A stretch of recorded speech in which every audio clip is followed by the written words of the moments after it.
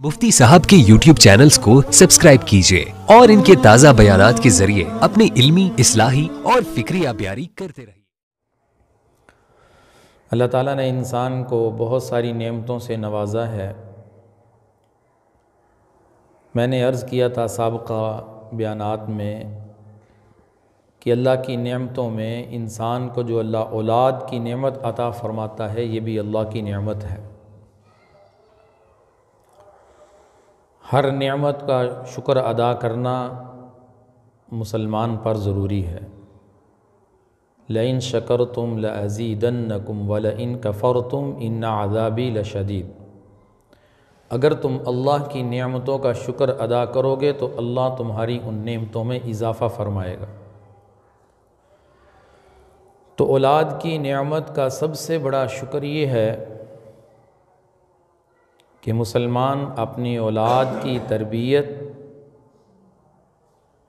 रसूलुल्लाह सल्लल्लाहु अलैहि वसल्लम की बताई हुई तालीमात के मुताबिक करे। ये नेमत औलाद का शुक्र है। तो मैंने अर्ज़ किया था कि निकाह के बाद सबसे बड़ी ख्वाहिश औलाद की होती है कि अल्लाह ताला मुझे औलाद अता फ़रमाए। इसके लिए मुसलमान अल्लाह के सामने रोता भी है, दुआएं करता है, वज़ाइफ पढ़ता है, मांगता है कि या अल्लाह मुझे नेक औलाद अता फ़रमा दे। जब औलाद की उम्मीद कायम होती है तो खामद और बीवी को अजीब सी खुशी होती है कि अल्लाह ताला ने उम्मीद ज़ाहिर कर दी है कि अल्लाह मुझे औलाद अता फ़रमाएगा। फिर उसके लिए दुआएं करता है कि या अल्लाह ये मरहला खैर व आफियत से मुकम्मल हो जाए और मेरे घर में पैदा होने वाले बच्चे और बच्ची की तो हिफाजत फरमा। अल्लाह ताला ने कुरान करीम में इंसान की तख्लीक के अंदाज़ को कुरान की मुख्तलिफ़ आयात और मुख्तलिफ़ सूरतों में बयान फरमाया कि इंसान के ऊपर एक ऐसा ज़माना था कि इंसान का तज़किरा तक नहीं था। हल अता अलल इंसानि हीनुम मिनद्दहरि लम यकुन शैअम मज़कूरा। इसका तज़किरा तक नहीं था। फिर हमने इन्ना खलक़नल इंसान मिन नुतफ़ा, एक नुतफ़े से इंसान को पैदा कर दिया और पहले नुतफ़ा बना, नुतफ़े से फिर एक गोश्त का लोथड़ा बना, फिर इसके ऊपर इसकी हड्डियाँ बनाई गई, हड्डियों के ऊपर गोश्त को चढ़ाया गया। पूरी तख्लीक का अल्लाह ने कुरान की मुख्तलिफ़ मकामात में मंज़र को बयान किया। हुवल्लज़ी युसव्विरुकुम फ़िल अरहाम, कि अल्लाह माँ के पेट में कैसे तुम्हारी तस्वीरें बनाता है, कैसे अल्लाह ने तुम्हें कान दिए, तुम्हें ज़ुबान दी, तुम्हें दिल दिया। अल्लाहुल्लज़ी ख़लक़कुम मिन ज़ुअफ़, अल्लाह ने तुम्हें कमज़ोर बनाया। सुम्मा जअल मिन बअदि क़ुव्वतिन ज़ुअफ़ा, कमज़ोर के बाद फिर तुम्हें ताकत दी, ताकत के बाद फिर तुम्हें कमज़ोरी दी। ये तख्लीक के मराहिल और तख्लीक के बाद की ज़िंदगी इंसान की अल्लाह ने कुरान में बयान करके बताया कि ये सारे के सारा जो मरहला इंसान के ऊपर आता है ये अल्लाह के अमर से आता है, अल्लाह के हुक्म से आता है। मा यहमिलु मिन उनसा वला तज़अु इल्ला बिइल्मि, किसी के पेट में हमल नहीं ठहर सकता जब तक अल्लाह का हुक्म ना हो। कोई पैदाइश हो ही नहीं सकती जब तक अल्लाह का अमर ना हो। तो अल्लाह ने इंसान के ऊपर आने वाले मुख्तलिफ़ मराहिल को कुरान में बयान करके अपनी कुदरत को बयान किया कि इंसान का यकीन अल्लाह की ज़ात पर बढ़े। और जब अल्लाह तुम्हें औलाद की नेमत अता फ़रमा दे तो तुम्हारी ज़िम्मेदारी है कि उसकी ऐसी तरबियत करें कि बच्चा को पता हो कि मैं मुसलमान का बच्चा हूँ और मुसलमान के घर में पैदा हुआ हूँ। कुल्लु मौलूदिन यूलदु अला फ़ितरतिल इस्लाम, हर पैदा होने वाला बच्चा फ़ितरत इस्लाम पर पैदा होता है। और बाद में अल्लाह के नबी ने फरमाया उसके वालिदैन उसे यहूदी बना लेते हैं, उसे नसरानी बना लेते हैं, उसे मजूसी बना लेते हैं। पैदा होने वाला बच्चा फ़ितरत इस्लाम पर पैदा होता है। अब बच्चे की तरबियत अच्छी होगी तो बच्चा अच्छा बनेगा। बच्चे की तरबियत के अंदर برائی شامل ہوگی بچہ برا بنے گا۔ حسن بصری رحمۃ اللہ علیہ فرماتے ہیں کہ بچے کا دل خالی ہوتا ہے، بچپن میں جو اس کے دل اور دماغ میں نقش ہو جاتا ہے زندگی میں اس کے اوپر اسی کے اثرات ظاہر ہوتے ہیں۔ اس لیے اسلام کی خوبصورت تعلیمات میں ہمیں پوری رہنمائی کی گئی کہ اگر تم اپنی اولاد کو نیک بنانا چاہتے ہو تو اس کے لیے باپ کو کیا کرنا ہے۔ کچھ باتیں میں نے سابقہ بیانات میں بھی عرض کی تھیں کہ اولاد کیسے نیک بن سکتی ہے، کیسے اپنے والدین کی آنکھوں کی ٹھنڈک بن سکتی ہے۔ دعا سکھائی گئی، ربنا ہب لنا من ازواجنا وذریاتنا، اے اللہ ایسی بیویاں عطا فرما، ایسی اولاد عطا فرما قرۃ اعین، جو میری آنکھوں کی ٹھنڈک بن جائے۔ اللہ نے قرآن میں دعا سکھائی۔ تو نیک اولاد ہمیشہ اپنے ماں باپ کی آنکھوں کی ٹھنڈک بنتی ہے۔ دنیا ان والدین کی جنت بن جاتی ہے جن کی اولاد نیک ہوتی ہے، جن کی اولاد اچھی ہوتی ہے۔ اولاد کی اصلاح اور تربیت نہ ہو، اولاد کی پریشانی سے والدین کی دنیا جہنم بن جاتی ہے۔ اس لیے اسلام نے ایسی خوبصورت تعلیمات ہمیں عطا فرما دیں کہ تم نے ان مراحل سے اپنے بچے کو گزارنا ہے۔ باپ کو نگران بنایا گیا ہے، کلکم مسئول، تم میں سے ہر شخص نگہبان ہے، ہر ایک نگہبان سے اس کی رعایا کے متعلق سوال ہوگا کہ اللہ نے تجھے گھر کا نگران بنایا تھا، اللہ نے تجھے گھر کا امیر بنایا تھا۔ الرجال قوامون علی النساء، مردوں کو اللہ نے عورتوں پر قوت عطا فرمائی، تو نے اپنی ذمہ داری کتنی پوری کی ہے، گھر کی سربراہی کس انداز میں کی ہے، اولاد کی تم نے تربیت کیسے کی ہے۔ یا ایھا الذین آمنوا قوا انفسکم واہلیکم نارا، اے ایمان والو تم نے خود بھی جہنم کی آگ سے بچنا ہے، واہلیکم نارا، اپنے گھر والوں کو بھی بچانا ہے۔ اس لیے انبیاء جب بھی دعا کرتے تھے اپنی دعاؤں کے ساتھ اپنی اولاد کو شامل کرتے تھے، اپنی اولاد کو نصیحتیں کرتے تھے، اپنی اولاد کو تلقین کرتے تھے کہ تم نے زندگی کیسے گزارنی ہے۔ تو تخلیق انسان کا جو مرحلہ گزرتا ہے ایک بڑا اہم مرحلہ ہوتا ہے، اس لیے اللہ نے ماں کو بڑا مقام بخشا ہے کہ ماں اپنے بچے کے لیے کتنی تکلیف کے مراحل سے گزرتی ہے، اللہ نے اس کا قرآن میں تذکرہ کیا ہے، اور دعائیں مانگی جاتی ہیں کہ اللہ تعالیٰ اس مرحلے کو آسانی سے گزار دے، اور اعمال پوچھے جاتے ہیں، بتائے جاتے ہیں کہ اگر عورت اس حالت میں سورۃ یاسین کا ذکر کرے، سورۃ یاسین کی تلاوت کرے، جب تک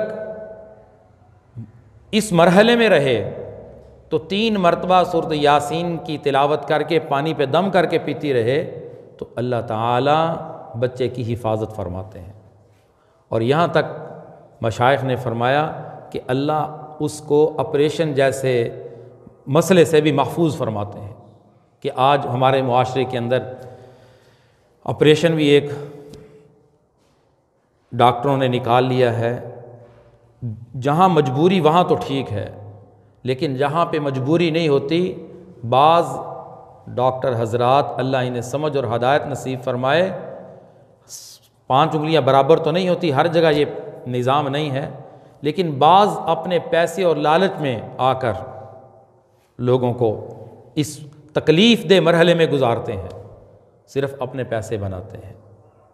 تو اس لیے ان کے لیے بھی یہ پیغام ہے کہ وہ بھی امین اور صادق بن کر اپنے اس منصب کو پورا کریں، کبھی کسی کے ساتھ دھوکہ اور فراڈ نہ کریں، جو مرض ظاہر ہے اس کے مطابق ڈاکٹر کی ذمہ داری ہے کہ مریض کو اس طرح کی دوائی تجویز کرے۔ تو انسان کی تخلیق جب مکمل ہوتی ہے تو اللہ کا امر آتا ہے، اللہ کے امر میں انسان دنیا میں آ جاتا ہے، بچے کی ولادت ہوتی ہے، اور جو ہی ولادت ہوتی ہے تو اسلام کی تعلیمات متوجہ ہو جاتی ہیں والدین کی طرف کہ تمہارے پاس اللہ کی ایک نعمت آئی ہے۔ اب اس نعمت کا سب سے پہلے یہ کہ تم اللہ کا شکر ادا کرو کہ اللہ تو نے بیٹا عطا فرمایا، تو نے بیٹی عطا فرمائی، اولاد کی نعمت عطا فرمائی، میں تیرا شکر ادا کرتا ہوں۔ اور جن لوگوں کو پتہ چلے کہ ان کے ہاں اولاد کی اللہ تعالیٰ نے ان اولاد کی نعمت سے نوازا ہے، دوسرے مسلمان اس کا مبارکباد دیں۔ قرآن میں آتا فبشرناہ بغلام حلیم، ہم نے ان کو حلیم بچے کی خوشخبری دی۔ جب خوشخبری ملے تو سب سے پہلا عمل یہ ہے کہ وہ اللہ کا شکر ادا کرے۔ اور اسلام کی خوبصورت تعلیمات کا سب سے پہلا عمل بچے کی ولادت کے بعد بچے کو غسل دینا ہے۔ اگر ہم ان تمام کاموں کو کریں گے جو رسول اللہ صلی اللہ علیہ وسلم نے بتائے ہیں تو بچے کی زندگی میں اس کے بڑے اچھے اثرات مرتب ہوں گے۔ اور اسلام کی تعلیمات ہر تعلیم کے اندر، ہر عمل کے اندر خوبصورتی اور حسن ہے۔ تو فرمایا سب سے پہلا مرحلہ جب انسان دنیا میں آئے، بچے کی ولادت ہو، اسے غسل دیا جائے، صاف کیا جائے، اسے پاک کیا جائے۔ انسان دنیا میں آتا ہے تب بھی غسل دینے کا حکم ہے، اور جب دنیا سے رخصت ہوتا ہے تب بھی غسل دیا جاتا ہے کہ دنیا میں آئے تو تب بھی سب سے پہلے پاکی اور صفائی کا عمل کرو، اور جب دنیا سے رخصت ہو اللہ کی بارگاہ میں اسے پیش کرنا ہے تب بھی اسے غسل دے کر لے کے جاؤ، کندھوں پہ اٹھا کر لے کے جاؤ، تعظیم کر کے لے کے جاؤ، عظمت کے ساتھ لے کے جاؤ، کیونکہ اللہ نے انسان کو عظمت بخشی ہے۔ وَلَقَدْ قَرَّمْنَا بَنِي آدم، ہم نے بنی آدم کو اعزاز بخشا ہے۔ تو غسل کے بعد سب سے پہلا عمل غسل ہے۔ غسل کے بعد اسلام کا دوسرا حکم متوجہ ہوتا ہے کہ بچے کو یہ پیغام دینے کے لیے کہ تو کہاں آیا ہے، تو مسلمان کے گھر میں پیدا ہوا ہے، تو بچے کے کان میں آذان دی جائے، اس کے کان میں اللہ کا نام پہنچایا جائے، اسے پیغام دیا جائے تو مسلمان ہے اور مسلمان کے گھر میں آیا۔ اور آذان دینے میں ایک حکمت علماء نے یہ بھی لکھی ہے کہ جب بچہ پیدا ہوتا ہے شیطان اسے چھوتا ہے، تو شیطان سے چھونے سے بچہ روتا بھی ہے۔ اللہ کے نبی نے فرمایا شیطان ابن آدم کو چھوتا ہے، لیکن دو لوگوں کو انسان نے مس نہیں کیا، انی اعیذھا بک وذریتھا من الشیطان الرجیم، ایک حضرت عیسیٰ اور حضرت مریم، ان کو شیطان نے نہیں چھوا۔ فرمایا شیطان چونکہ قریب ہونے کی کوشش کرتا ہے، جب بچے کے کان میں آذان دی جاتی ہے، اور آذان شیطان کے لیے بڑی تکلیف کا سبب ہے، تو شیطان انسان سے دور بھاگ جاتا ہے آذان کی برکت سے۔ تو بہرحال سب سے پہلا پیغام دنیا میں آنے والے انسان کو یہ دیا جاتا ہے کہ تو مسلمان ہے، تیرے کان میں اللہ کا حکم پہنچا دیا گیا ہے، تیری زندگی آذان پہنچانے کے بعد آذان کے تقاضوں کے اوپر گزرنی چاہیے۔ تو بعض لوگ اکثر اس وقت مسئلہ پوچھتے ہیں کہ بچے کی پیدائش کے بعد آذان دینے کا جو ٹائم آتا ہے، بعض مرتبہ ڈاکٹر حضرات منع کر دیتے ہیں کہ بچے کو غسل نہیں دینا، نہلانا نہیں ہے، 2 دن تک نہیں نہلانا، 1 دن تک نہیں نہلانا، کسی سبب یا کسی وجہ سے روک دیتے ہیں۔ تو کیا بچے کے کان میں بغیر غسل کے آذان دی جا سکتی ہے یا نہیں؟ تو اصل تو یہی ہے کہ اللہ کا نام بچے کے کان میں پہنچانا ہے، اسے بچے کو غسل دیا جائے، بچے کو نہلایا جائے۔ لیکن اگر کسی عذر کی بنا پر بچے کو غسل نہیں دیا گیا، پھر بھی اس کے کان میں آذان دی جا سکتی ہے، آذان میں تاخیر نہیں کرنی چاہیے۔ بچے کو بغیر غسل کے آذان دے دی گئی تو یہ درست ہے، لیکن اصل مسئلہ یہی ہے کہ بچے کو پہلے غسل دیا جاتا ہے اور غسل کے بعد اس کے کان میں اذان دی جاتی ہے۔ لیکن کسی مجبوری کی بنا پر، جیسے میں نے کہا، ڈاکٹر حضرات جیسے لوگ مسائل پوچھتے ہیں، ان کے پوچھنے پر ہی پتہ چلتا ہے کہ ڈاکٹروں نے منع کیا ہے کہ اس بچے کو ابھی نہلانا نہیں ہے، کیا نہلائے بغیر اس کے کان میں اذان دی جا سکتی ہے؟ تو امر مجبوری بچے کے کان میں بغیر غسل کے بھی اذان دی جا سکتی ہے، اگر دے دی گئی دوبارہ اذان دہرانے کی ضرورت نہیں ہے۔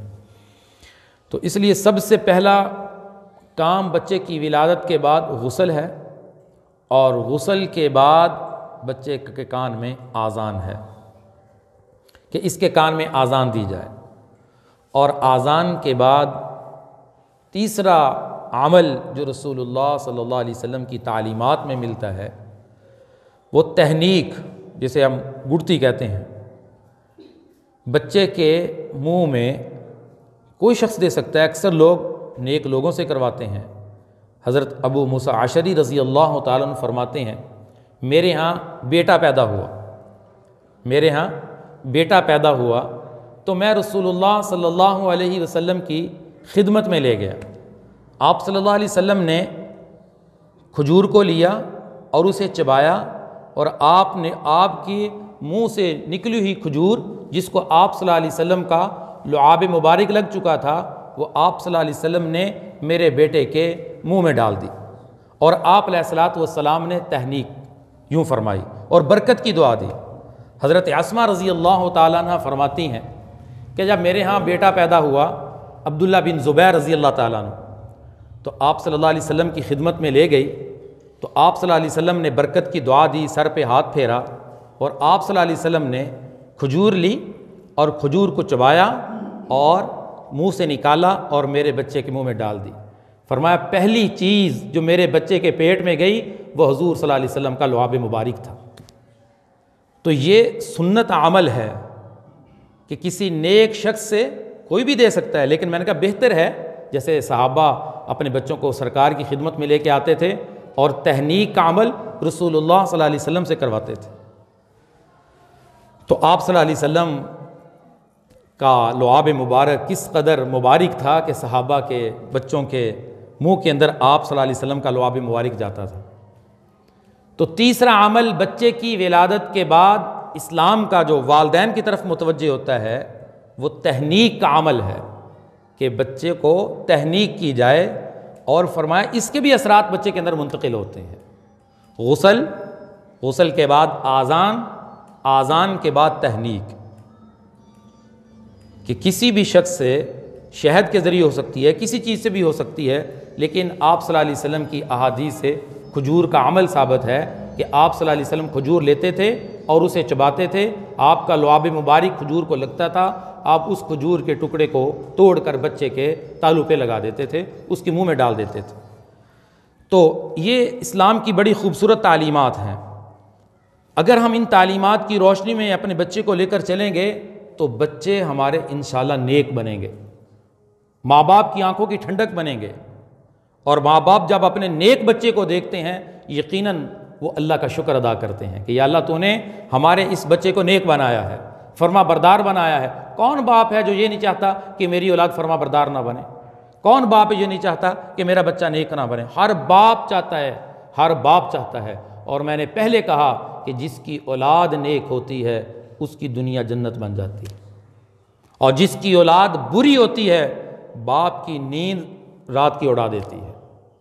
ہمارے سامنے واقعات ہیں، لوگ روتے ہیں کہ جن کے بچے ان کے کہنے کار میں نہیں ہیں، ان کے نافرمان ہیں۔ پہلے میں واقعات بتا چکا ہوں کہ کس قدر ان کی آنکھوں سے آنسو جاری ہو جاتے ہیں کہ اللہ نے اتنے خوبصورت بچے عطا فرمائے، اتنے جوان بچے عطا فرمائے جو ماں باپ کا حال پوچھنے تک تیار نہیں۔ اس باپ پر کیا گزرتی ہے، اس ماں پر کیا گزرتی ہے۔ لیکن اگر ہم اسلام کی بتائی ہوئی تعلیمات کے مطابق اپنے بچے کے ساتھ معاملات کریں گے انشاءاللہ بچے آپ کے نیک بنیں گے۔ اور پھر چوتھے نمبر پر اسلام کا جو حکم متوجہ ہوتا ہے والدین کی طرف، 7ویں دن بچے کا نام رکھنا۔ ایما تدعو فلہ الاسماء الحسنی، فرمایا اللہ کے سارے نام خوبصورت ہیں، سارے نام خوبصورت ہیں۔ قُلِ ادْعُوا اللَّهَ اَوِ ادْعُوا الرَّحْمَٰنَ، تم اللہ کو رحمان کہہ کے پکارو یا اللہ کو اللہ کہہ کے پکارو۔ اللہ کے نبی نے فرمایا تم اپنے بچوں کے نام انبیاء کے نام پہ رکھو، اور بچے کے نام کے اثرات بچے کے اندر منتقل ہوتے ہیں۔ حضرت عباس کی اہلیہ فرماتی ہیں کہ اللہ کے نبی نے مجھے فرمایا کہ جب تیرے ہاں بچہ پیدا ہو اس کو میرے پاس لے کر آنا۔ فرمایا جب پیدا ہوا بچہ تو میں آپ علیہ السلام کی خدمت میں لے گئی، تو آپ صلی اللہ علیہ وسلم نے برکت کی دعا دی اور فرمایا میں اس کا نام عبداللہ رکھتا ہوں، عبداللہ بن عباس، میں اس کا نام عبداللہ رکھتا ہوں، اس لیے کہ اللہ کو دو نام بڑے پسند ہیں، عبداللہ اور عبد الرحمن۔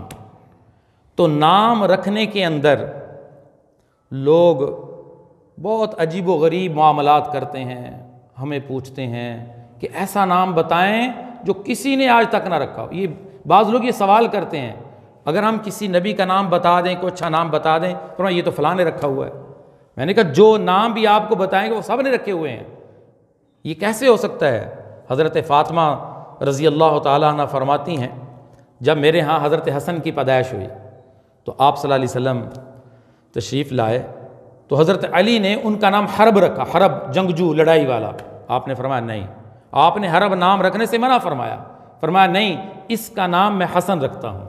جب حسین پیدا ہوئے پھر آپ صلی اللہ علیہ وسلم تشریف لائے تو آپ صلی اللہ علیہ وسلم نے فرمایا، پوچھا اس کا نام کیا رکھا ہے؟ فرمایا علی کہتے اس کا نام حرب ہے۔ فرمایا نہیں، حرب نہیں، اس کا نام میں حسین رکھتا ہوں۔ یہ دو میرے بچوں کے نام اللہ نے میرے بچوں کے لیے رکھے تھے، آج تک کسی کے لیے نہیں رکھے گئے، حسن اور حسین، آج تک یہ نام کسی کے بچوں کے نہیں رکھے گئے۔ تو اس لیے اس چکر میں نہ پڑیں کہ ایسا نام ہو جو آج تک کسی نے نہ رکھا ہو، بلکہ انبیاء کے نام ہیں، صحابہ کے نام ہیں، اور قرآن کے الفاظ بڑے خوبصورت ہیں۔ تو دیکھیں کہ اس جو لفظ آپ رکھنا چاہتے ہیں اس کا معنی بھی ٹھیک بنتا ہے یا نہیں ٹھیک بنتا۔ کتنے نام ایسے ہیں کہ لوگوں کو تبدیل کروانے پڑے، معنی ٹھیک نہیں بنتا تھا، برا نام معنی بنتا تھا۔ لوگوں کو بتایا کہ نام رکھتے وقت تمہیں مشورہ کرنا چاہیے، کیا یہ نام رکھنا ہمارے بچے کے لیے مناسب ہے یا نہیں، کیونکہ نام کے اثرات منتقل ہوتے ہیں، اور آپ صلی اللہ علیہ وسلم کی تعلیمات ہیں کہ جب تم اپنے بچوں کے نام رکھو تو اچھے نام رکھو، انبیاء کے ناموں کے اوپر نام رکھو۔ اور کچھ لوگ بڑے خوش قسمت ہیں، اپنے بچے کا نام محمد رکھتے ہیں۔ سبحان اللہ، کیا خوبصورت نام ہے۔ جب مجھے کوئی مشورہ کرتا ہے کہ نام کیا رکھوں، میں نے کہا محمد رکھ لو۔ تو محمد کے بعد تو کوئی نام ہم پیش ہی نہیں کر سکتے۔ جو اپنا ذکر کرتے ہیں نا کہ ہم اپنے بچے کا نام محمد رکھنا چاہتے ہیں، تو محمد نام رکھنے میں کوئی حرج نہیں ہے۔ ایک شخص فرماتے ہیں کہ میرے ہاں بچہ پیدا ہوا تو میں نے اس کا نام محمد رکھا، تو لوگوں نے مجھے اعتراض کیا کہ تم کو ہم محمد نام نہیں رکھنے دیں گے، تم نے تو نبی علیہ الصلوۃ والسلام کے نام پر اپنے بچے کا نام رکھ لیا۔ فرمایا میں اسی طرح آپ علیہ الصلوۃ والسلام کی خدمت میں پہنچ گیا۔ میں نے کہا یا رسول اللہ، میرے ہاں بچہ پیدا ہوا ہے، میں نے اس کا نام محمد رکھا ہے، تو یہ لوگ مجھے محمد نام رکھنے نہیں دیتے، وہ کہتے ہم آپ کو اپنے نبی کا نام نہیں رکھنے دیں گے۔ تو فرمایا اللہ کے نبی نے تم میرے نام پر اپنے بچوں کا نام رکھو، لیکن میری کنیت کے ساتھ اپنی کنیت نہ رکھو، یعنی ابو القاسم صرف میری کنیت ہے، کسی کو ابو القاسم نہ کہو، اس کی کنیت یہ نہ رکھو، تقسیم کرنے والا میں ہوں، لیکن میرے نام پر تم اپنے بچوں کے نام رکھ سکتے ہو۔ قبرستان ہے ایک، بخارا سمرقند میں ہے یا عرب کے اندر ہے، 4000 محدث وہاں دفن ہے۔ اس قبرستان میں دفن ہونے کی دو ہی شرطیں ہیں، ایک شرط یہ ہے کہ وہ محدث ہو، حدیث کا امام ہو، اور دوسری شرط یہ ہے کہ اس کا نام محمد ہو۔ محمد بن اسماعیل البخاری، امام بخاری کا نام محمد ہے۔ محمد بن عیسیٰ ترمذی، امام ترمذی کا نام محمد ہے۔ کتنے محدثین تاریخ میں ایسے ہیں جن کا نام محمد تھا۔ حضرت عبداللہ جو نام ہے نا، میں نے کہا اللہ کو بڑا محبوب ہے، تو عبداللہ نام کے صحابہ میں علماء نے شمار کیے 300 صحابہ عبداللہ نام کے صحابہ اکرام تھے جن کا نام عبداللہ تھا۔ تو نام رکھنے کے اندر 3 باتوں کی رعایت رکھنی چاہیے، 3 باتوں کا اہتمام کرنا چاہیے۔ سب سے پہلی بات یہ ہے کہ اچھے لوگوں کے نام پر نام رکھا جائے، نیک لوگوں کے نام پر نام رکھا جائے، اور دوسری چیز یہ کہ اس معنی ایسا نام رکھا جائے کہ جس کو لوگوں کے لیے لینا بھی آسان ہو۔ اس کا تلفظ بھی آسان ہو، لوگ آسانی سے لے سکتے ہوں، اور تیسری بات یہ ہے کہ اس کا معنی بھی اچھا ہو۔ جس کا معنی غلط ہوتا تھا رسول اللہ صلی اللہ علیہ وسلم اس نام کو تبدیل فرما دیتے تھے۔ جس لفظ کے معنی کے اندر خرابی ہوتی تھی، معنی اچھا نہیں ہوتا تھا، جیسے میں نے آپ کو ایک مثال دی حرب کہ جنگجو، لڑائیاں کرنے والا، آپ علیہ الصلوۃ والسلام یہ نام نہیں رکھنا، ہم اس کا نام حسن رکھیں گے، حسین رکھیں گے۔ تو اس طرح جس لفظ کے معنی کے اندر خرابی ہو، معنی ٹھیک نہ ہو، اس لفظ کو تبدیل کر دیا جائے، اس نام کو تبدیل کر دیا جائے۔ رسول اللہ صلی اللہ علیہ وسلم بھی تبدیل فرما دیا کرتے تھے۔ اور یہاں پہ ایک بات یاد رکھیں، ہمارے معاشرے کے اندر چونکہ ایسی باتیں مشہور ہو چکی ہیں جن کا شریعت کے ساتھ کوئی تعلق ہی نہیں ہے۔ اچھا، بچے کی ولادت کے بعد بچہ زیادہ روئے یا تنگ کرے یا ضد کرے یا اسے بیماری ایسی لاحق ہو جائے تو وہ ٹھیک نہ ہو تو لوگ شبے میں ڈال دیتے ہیں کہ اس کا نام بدل دو جی، یہ ٹھیک نہیں ہو رہا، یہ ضد کرتا ہے، یہ روتا بڑا ہے، اس کا نام ٹھیک نہیں ہے۔ کیا نام ہے جی؟ اس کا نام ہے جی ابراہیم۔ مجھے لوگوں نے کہا، میں اس لیے آپ کو سنا رہا ہوں، کہتے جی ابراہیم نام نہیں رکھنا، ہم نام تبدیل کرنے لگے ہیں، یہ ٹھیک نہیں رہتا۔ میں نے کہا کیا ہوا؟ کہتے یہ نام بڑا بھاری ہے۔ میں کہا خدا کا خوف کریں، نبی کا نام ہے، نبی کا نام بھاری ہوتا ہے؟ نعوذ باللہ، یہاں تک کسی نے کہا ہے ہم نے محمد نام رکھا ہے کہ نام بڑا وزنی ہے۔ یہ اسلام اس کا کوئی تصور پیش نہیں کرتا، اسلام کے اندر ایسی باتیں نہیں ہیں۔ نام کوئی وزنی، کوئی بھاری نہیں ہوتا، صرف ایک بات ہے کہ اگر اس لفظ کا معنی غلط ہے تو اس کو تبدیل کر دیں، اور تبدیل کرنا چاہیے کیونکہ نام کے اثرات بچے میں منتقل ہوتے ہیں۔ تو کسی لفظ کو یہ کہنا کہ یہ بچہ ٹھیک نہیں ہو رہا، یہ بچہ روتا رہتا ہے یا ضد کرتا ہے، بیمار رہتا ہے، اس کا نام تبدیل کر دیا جائے چونکہ اس کے نام کے اندر بھاری پن ہے، اس کا نام وزنی ہے، اس کی کوئی حقیقت نہیں ہے۔ ان حقیقتوں سے ہمیں دور رہنا چاہیے، ہمیں اسلام کی خالص تعلیمات پر عمل کرنا چاہیے، لوگوں کے بتائے ہوئے طریقوں پر اور لوگوں کے پھیلائے ہوئے وہموں کے پیچھے نہیں پڑنا چاہیے کہ خواہ کسی بچے کا نام تبدیل کر دیا جائے۔ ابراہیم بڑا پیارا نام ہے، موسیٰ بڑا پیارا نام ہے، عیسیٰ انبیاء کے نام۔ تو اللہ کے نبی فرما رہے ہیں انبیاء کے ناموں پر اپنے بچوں کے نام رکھو۔ تو آج کے مسلمان کہیں کہ کسی نبی کا نام بڑا وزنی اور بھاری ہے اس لیے ہم نہیں رکھتے، یہ غلط بات ہے، اس کا کوئی شریعت سے کوئی تعلق نہیں ہے، ہم نے ان چیزوں سے بچنا ہے۔ تو 7ویں دن چوتھا عمل جو بچے کی پیدائش کے بعد ہماری طرف متوجہ ہوتا ہے وہ عمل کیا ہے کہ 7ویں دن بچے کا نام رکھا جائے۔ اور نام رکھنے میں نے ساری تفصیل بیان کر دی، ان باتوں کا لحاظ رکھتے ہوئے بچے کا نام رکھنا چاہیے۔ اللہ تعالی ہمیں ان باتوں کی سمجھ اور حقیقت نصیب فرما دے۔ تو اسی موضوع کو لے کر آگے چلیں گے۔ میں نے 4 باتیں عرض کر دی ہیں کہ بچے کی پیدائش کے بعد تقریباً 7 عمل ہیں جو اسلام اور رسول اللہ صلی اللہ علیہ وسلم کی تعلیمات ہماری رہنمائی کرتی ہیں۔ 4 عمل میں نے آپ حضرات کے سامنے تفصیل سے بیان کر دیے، باقی 3 عمل کون سے ہیں انشاءاللہ آئندہ جمعہ ان کے تذکرہ کریں گے، تاکہ ہمارے سامنے رسول اللہ صلی اللہ علیہ وسلم کی تعلیمات ہونی چاہیے، اور انشاءاللہ پوری زندگی مختلف عنوانات سے اسی جمعے کے بیان میں آپ حضرات کے سامنے بیان کی جائے گی کہ بچے کی تربیت کیسے کی جاتی ہے، بچہ بڑا ہوتا ہے اس کو والدین کی کیا ذمہ داری، اسے کیسے تربیت کرنی ہے، شادی کیسے کرنی ہے، تجارت کیسے کرنی ہے، یعنی پیدائش سے لے کر موت تک کے تمام احکام اس جمعے کے بیان میں آپ حضرات کی خدمت میں پیش کیے جائیں گے۔ آپ حضرات کی خدمت میں عرض ہے ہر جمعہ پڑھنے کا اہتمام کریں، اور بر وقت 1:15 بیان شروع ہوتا ہے تو بر وقت تشریف لائیں، تاکہ جس موضوع کو آپ سنیں اور مکمل سنیں انشاءاللہ آپ اپنے اندر علم کے اضافے کی خوشبو ضرور محسوس کریں گے۔ اللہ سمجھ نصیب فرمائے۔ وآخر دعوانا الحمدللہ۔ Thanks for watching. Don't forget to like, comment, share.